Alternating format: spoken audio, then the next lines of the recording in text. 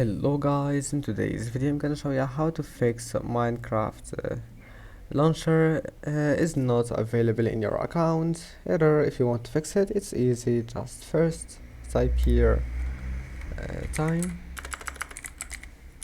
and date, click on it, and now if you find it like that, just click set time automatically and then go back.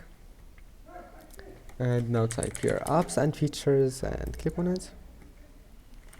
Now type here Microsoft Store and click on it, then go to advanced options, and after that all you need to do is scroll down until you find here reset. Now just click reset, just click on it and reset your Microsoft Store, and then just log in again to your account, and you will find that your problem is fixed. Don't forget to like and don't forget to subscribe, and see you in the next video.